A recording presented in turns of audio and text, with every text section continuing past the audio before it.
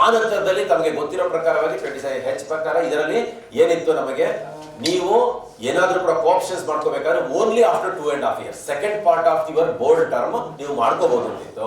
ಆದರೆ ಅದಕ್ಕೆ ಬರೀ ಒಂದು ಸೀಟ್ಗೋಸ್ಕರ ಅಷ್ಟೊಂದು ಎಲೆಕ್ಷನ್ಸ್ ಮಾಡಬೇಕು, ಅಷ್ಟೊಂದು ದುಡ್ಡು ಖರ್ಚಾಗುತ್ತೆ, ನಿಮಗೂ ತಲೆನೋವು ಅಂತ ಹೇಳಿ ನಾವು ಅದನ್ನ ಬದಲಾವಣೆ ಮಾಡಬೇಕು ಅಂತಕ್ಕಂಥ ನಿರ್ಣಯವನ್ನ ಮಾಡಿ ಸರ್ಕಾರ ಇವತ್ತು ದಿವಸ ಕೋಆಪ್ಷನ್ಸ್ ಅನ್ನ ಫ್ರಮ್ ಡೇ 1 ಕೂಡ ತಾವು ಮಾಡ್ಕೋಬಹುದು. ಡೇ 1 ತಾವೇ ನಮ್ಮ ಬೋರ್ಡ್ ಅಲ್ಲಿ, ಈ ಉದಾಹರಣೆಗೆ SC ಯಾರೋ ಒಬ್ರು ರಾಜೀನಾಮೆ ಕೊಟ್ಟಿದ್ದಾರೆ ಅಂದ್ರೆ SC ಕ್ಷೇತ್ರದಿಂದ ಮಾಡ್ಬೋದು, ಯಾರಾದ್ರೂ ಕೂಡ ಇದನ್ನ ಯಾರಾದ್ರೂ ವುಮನ್ ಇಂದ ಹೋಗಿದ್ರೆ ವುಮನ್ ಇಂದ ಮಾಡ್ಕೋಬಹುದು. ಆ ಗುಂಪಿನಲ್ಲಿ ಯಾರು ಅರ್ಹರಿದಾರೋ one who is eligible they can become the director, you can coopt. ಆ ರೀತಿ ಕೋಆಪ್ಟ್ ಮಾಡ್ಕೊಳ್ಳೋದಕ್ಕೆ ಅವಕಾಶ ಇದೆ. ಆ ನಂತರ ಬಂದಂತ ಸಂದರ್ಭದಲ್ಲಿ ನಿಮಗೆ ಗೊತ್ತಿರೋ ಪ್ರಕಾರವಾಗಿ ನಮ್ಮ ಕೋಆಪರೇಟಿವ್ಸ್ ಅಲ್ಲಿ ಮೊದಲು ನೋ ಕಾನ್ಫಿಡೆನ್ಸ್ ಮೋಷನ್ ಇರಲಿಲ್ಲ, ಅಂದ್ರೆ ಅವಿಶ್ವಾಸ ಮತ ಅನ್ನೋದಿರಲಿಲ್ಲ. ಅದನ್ನ ಇತ್ತೀಚೆಗೆ ತಂದ್ವಿ. ಯಾರು ಅಧ್ಯಕ್ಷ ಮತ್ತು ಉಪಾಧ್ಯಕ್ಷರ ವಿರುದ್ಧವಾಗಿ ತಾವು ಅವಿಶ್ವಾಸ ಮತವನ್ನ ಮಾಡಬಹುದು, ನಿಮಗೆ ಬೇಡ ಅಂದ್ರೆ ಅವ್ರು ಇಳಿಸಬಹುದು ಅಂತ ಹೇಳಿ. ತಮಗೆ ಗೊತ್ತಿರೋ ಪ್ರಕಾರವಾಗಿ ಅವಿಶ್ವಾಸ ಮತ ಯಾವಾಗ ಮಾಡಬಹುದು, ಎಷ್ಟು ದಿವಸ ಆದ್ಮೇಲೆ ಮಾಡಬಹುದು? ನಿಮ್ಮ ಬೋರ್ಡ್ ಟರ್ಮ್ 5 ವರ್ಷ ಇದೆ. After 2 years, very good. 2 ವರ್ಷಗಳ ನಂತರ, ಮೊದಲ 2 ವರ್ಷಕ್ಕೆ ಮುಂಚೆ ಅವಿಶ್ವಾಸ ಮತ ತರೋದಕ್ಕೆ ಅವಕಾಶ ಇಲ್ಲ. ಆ ನಂತರದಲ್ಲಿ 2 ವರ್ಷ ಆದ್ಮೇಲೆ ತಾವು ಅವಿಶ್ವಾಸ ಮತವನ್ನ ಅಧ್ಯಕ್ಷ ಮತ್ತು ಉಪಾಧ್ಯಕ್ಷನ ವಿರುದ್ಧವಾಗಿ ತರಲಿಕ್ಕೆ ಅವಕಾಶ ಉಂಟು.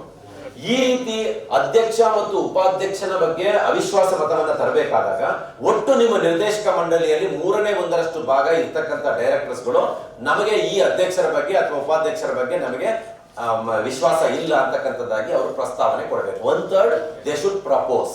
1/3 they should propose and it has to be endorsed by 2/3 majority. 1/3 ಜನ ನಿಮ್ಮ ಡೈರೆಕ್ಟರ್ 19 ಜನ ಇದ್ದಾರೆ ಅಂದ್ರೆ 7 ಜನ ಪ್ರಪೋಸ್ ಮಾಡಬೇಕು, ಬಟ್ 14 ಜನ ಅದನ್ನ ಎಂಡಾರ್ಸ್ ಮಾಡಬೇಕು. ಆಗ ಅವರನ್ನ ಅವಿಶ್ವಾಸ ಮತದಿಂದ ತೆಗಿಬಹುದು ಅಂತ. ಅಲ್ಲಿ ಒಂದು ಅವಕಾಶ ಇರಲಿಲ್ಲ. ಏನು, ಯಾರು ಸರ್ಕಾರದಿಂದ ನಾಮನಿರ್ದೇಶಿತರಾಗಿ ಬರ್ತಾರೋ ಅಥವಾ ಬೇರೆಯವ್ರು ಬರ್ತಾರೋ ಅಂತವ್ರುಗಳು only elected members they can vote ಅಂತ ಹೇಳಿತ್ತು. ಈಗ ಏನ್ ಮಾಡಿದೀವಿ, even nominated member can also vote ಅನ್ನೋದಕ್ಕೆ ಅವಕಾಶವನ್ನ ಮಾಡಿಕೊಟ್ಟಿದ್ದೇವೆ. ಈ ತರ ನಾಮನಿರ್ದೇಶಿತರು ಇತ್ತು. ಮತ್ತೆ ಕೋಆಪ್ಟ್ನವರು ಕೂಡ ಮಾಡಕ್ ಅವಕಾಶ ಇರಲಿಲ್ಲ. ಕೋಆಪ್ಟ್ನವರು ಡೈರೆಕ್ಟರ್, ಈಗ ನೀವು ಕೋಆಪ್ಷನ್ಸ್ ಮಾಡ್ಕೊಂಡಿರ್ತೀರಿ ಯಾರೋ ಒಬ್ಬರಿಗೆ, ಆದ್ರೆ ಆ ವ್ಯಕ್ತಿ ಅವಿಶ್ವಾಸ ಮತದಲ್ಲಿ ಭಾಗವಹಿಸೋದಕ್ಕೆ ಅವಕಾಶ ಇರಲಿಲ್ಲ. ಅಲ್ಲಿ ಏನಂತಿತ್ತು ಕಾಯ್ದೆನಲ್ಲಿ, only the elected members they can contest, they can vote in the no confidence motion ಅಂತ. ಈಗ ಏನ್ ಮಾಡಿದಿವಿ, even co-opted member also can vote and also the nominated member can also vote in the no confidence motion.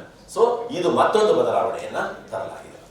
ನಂತರದಲ್ಲಿ ಈ ಚುನಾವಣಾ ಪ್ರಾಧಿಕಾರ, first ಆಯೋಗ ಅಂತ ಹೇಳಿ ರಚನೆ ಆಯಿತು. ಆಯೋಗ ಅನ್ನೋದು ಬೇಡ ಅಂತ ಹೇಳಿ ಪ್ರಾಧಿಕಾರ ಅಂತ ಪುನರ್ನಾಮಕರಣವನ್ನ ಮಾಡಿದ್ವಿ. ಈ ಪುನರ್ನಾಮಕರಣ ಮಾಡಿದಂತಹ ಈ ಆಯೋಗದಲ್ಲಿ ಎಲ್ಲವೂ ಕೆಲಸಗಳನ್ನ ರಿಜಿಸ್ಟ್ರಾರ್ಸೇ ಮಾಡ್ತಾರೆ. AR, DR, JR ಅಡಿಷನಲ್ ಸ್ಟಾರ್ಸೇ ಮಾಡ್ತಾರೆ. ಈ ಆಯೋಗ ಯಾಕೆ ಬೇಕು? ಸುಮ್ಮನೆ ಅನಗತ್ಯವಾಗಿ ನಮಗೆ ಟೈಮ್ ಆಗುತ್ತೆ, ಅನಗತ್ಯವಾಗಿ 4 ಕೋಟಿ ಹಣ ವೆಚ್ಚ ಆಗ್ತಿದೆ, ಇದರ ಅವಶ್ಯಕತೆ ಇಲ್ಲ ಅಂತ ಹೇಳಿ ಅದನ್ನ ಪ್ರಸ್ತಾಪವನ್ನ ಮಾಡಿದ್ವಿ. ಬಟ್ ಘನವತ್ತ ರಾಜ್ಯಪಾಲರು ಈ ಒಂದು ಆಟೋನಮಸ್ ಇರಲಿ ಅಂತ ಹೇಳಿ ಅದಕ್ಕೂ ಒಂದು ಆಕ್ಷೇಪಣೆಯನ್ನು ವ್ಯಕ್ತಪಡಿಸಿದ್ದಾರೆ. ಅವರು ಆಕ್ಷೇಪಣೆ ವ್ಯಕ್ತಪಡಿಸಿರೋದು 2 ವಿಚಾರಕ್ಕೆ. ಒಂದು, 3 ನಾಮನಿರ್ದೇಶನಗಳು ಬೇಡ. 2ನೇದು, ಇದು ಬೇಡ ಅಂತ ಹೇಳಿದ್ದಾರೆ. ಯಾವುದು, ಎಲೆಕ್ಷನ್ ಕಮಿಷನ್ ತೆಗೆದು ಹಾಕೋದು ಬೇಡ. ಯಾಕಂದ್ರೆ ಸೆಕೆಂಡ್ ERC ರೆಕಮೆಂಡೇಶನ್ಸ್ ಬಂತು. ಯಾರು ನಮ್ಮ ಚೀಫ್ ಸೆಕ್ರೆಟರಿ ಆಗಿದ್ದಂತಹ ಅವರು ರೆಕಮೆಂಡೇಶನ್ಸ್ ಕೊಟ್ಟರು, ಚುನಾವಣಾ ಪ್ರಾಧಿಕಾರವನ್ನ ರದ್ದುಪಡಿಸಿ, ಬೇಕಾಗಿಲ್ಲ, ಅದು ಸುಮ್ಮನೆ ಅನಗತ್ಯವಾಗಿ ದುಡ್ಡು ವೆಚ್ಚ ಆಗ್ತದೆ, ಅದರ ಬದಲು ನೀವು ಇದರಲ್ಲೇ ಮಾಡಿ ಅಂತ ಹೇಳಿದ್ವಿ. ಸೊ ಅದಕ್ಕೆ ಬದಲಾವಣೆಯನ್ನ ತಂದು ಇವತ್ತು ದಿವಸ ಏನಾಗಿದೆ, ನಾವು ಚುನಾವಣಾ ಪ್ರಾಧಿಕಾರನ ಕೈ ಬಿಟ್ಟಿದ್ದೀವಿ. ಆದರೆ ಘನವತ್ತ ರಾಜ್ಯಪಾಲರು ಅದಕ್ಕೆ ಹೋಗ್ತಾ ಇಲ್ಲ. ಬಟ್ ರಾಜ್ಯ ಸರ್ಕಾರ ಅದನ್ನ ಕೈ ಬಿಡಬೇಕು ಅಂತ ಸ್ಟ್ಯಾಂಡ್ ಅನ್ನೇ ನಾವು ಈಗಲೂ ತೆಗೆದುಕೊಂಡಿದ್ದೀವಿ. ಸ್ಪಷ್ಟೀಕರಣ ಕೊಟ್ಟಾಗಲೂ ಅದೇ ಕೊಟ್ಟಿದ್ದೀವಿ. ಅಂತಿಮವಾಗಿ ಯಾವ ರೀತಿ ಬರುತ್ತೆ ಅನ್ನೋದನ್ನ ಕಾಯ್ದುಕೊಂಡು